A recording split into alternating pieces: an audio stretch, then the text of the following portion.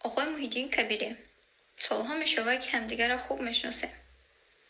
موضوع با همدیگر چنان پیچیدگی خوب می دانیم. اما التماس دیگه قطعی ما داد و گرفت نکنه. چه خیلی بعدی کندن رشته ما و بچه‌تان بعدش تکلیفی که $100,000 انده ای اروپا بگراما. در حالی که خطان گفتستین که ای کفای ما یک خطره. یونیورسیتی در ترکیه بودگی ما ای دست داده بودم. اینجا آمدم با امید یک آبادی. در اینجا رم زندگی یکم کلینو را همه کسا آرام نماندن. بالایش با $100,000 حیات یک نفره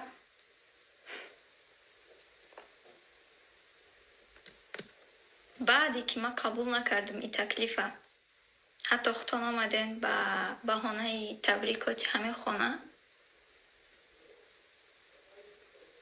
تهدیدی که کرده بودن اگر یک اپیزیوتی در یک جایی که گفتی دانسته بودمان که پیاندری عربیت که یکی از شخصیت‌های مهمی اخوانه به او ضرر خواهد رسید.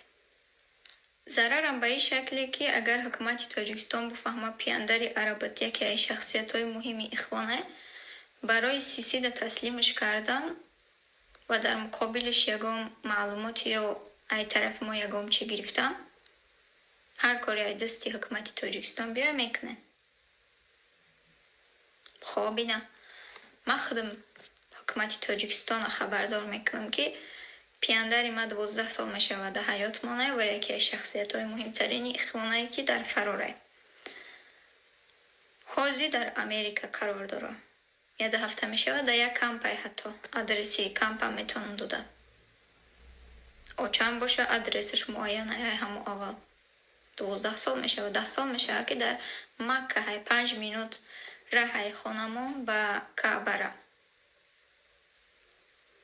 به غرض ای تهدید ای تکلیفا زیاد دخالتای شدگی ده حیاتی من.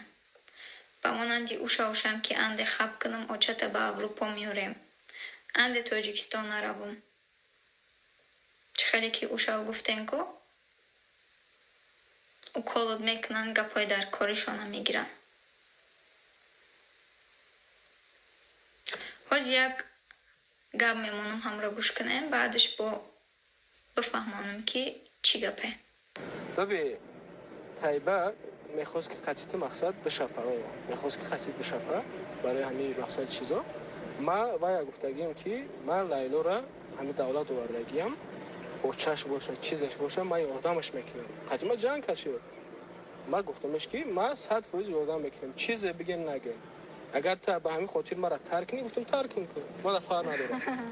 ببین لیلا به خاطر که من رفتم لیلا را از نسیل ود کردم در کتفش سر ماندم گریه کردم گفتم که این قصال ما طیبه را وقتی که سیکی یادم لیلا را افریستاوید میکردم این کارم میکرد ایگا پورا نگسی دختری بیچاره را نزدیک نشمده میگو نزدیک نشمگو مده یا بولیده میگه فهمیگی میپرد نزدیک نشمده ما تر از نسیل ود نکردم جانی ما درد کرد هم بدنم هم عقل روحم ما گریه کده استردم زورت کده استردم سلیم زنی تنستم نکنی التماس ما این موضوع را همین شرمندگی را محکم کردنی یا لحظه ما تمام کردم ما این شرمندگی را محکم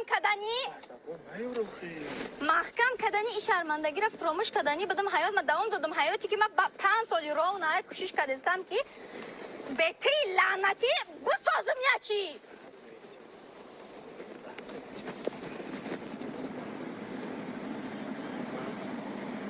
خواهش میکنم تو احتیاط زمان باید امام لحظه نستنیم هم تو خیلی خطاب نکنم تو هم احتیاط لطفا